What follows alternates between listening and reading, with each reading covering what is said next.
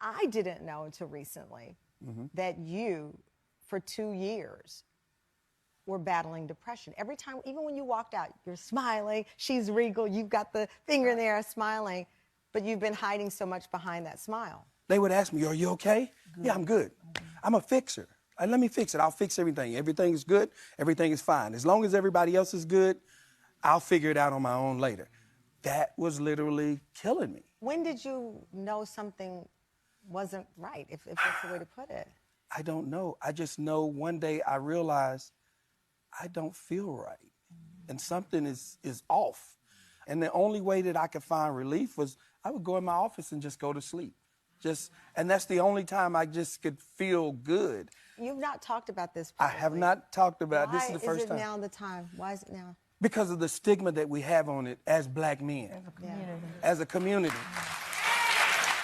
And quite honestly, I was embarrassed. You were embarrassed? I was embarrassed. I was ashamed because, you know, I'm David Mann. I make the world laugh.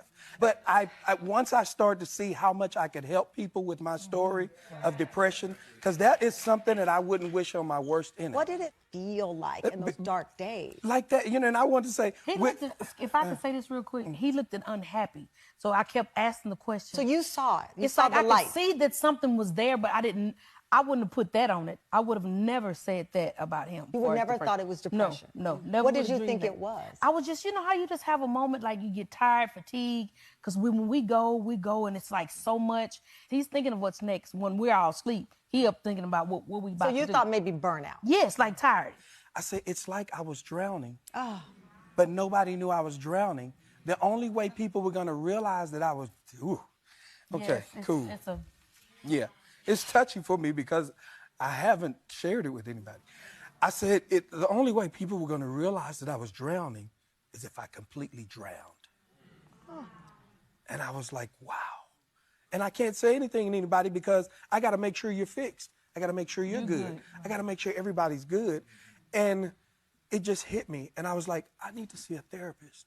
But then I know the stigma for our neighborhood, you know, you don't need to go to no therapist. You ain't going up there and telling nobody your business. Well, especially when you are someone who leads with your faith, people say, well, pray about it. Yes. And I did. But that's and not I prayed and I prayed, and when I got up, I still felt miserable. Yeah. So, like I describe it, I say if I was having a heart attack, they would have taken me to a heart doctor. Yeah. If I had liver problems, they would have taken. I say, so now I'm having some mental health issues. I need to seek professional help.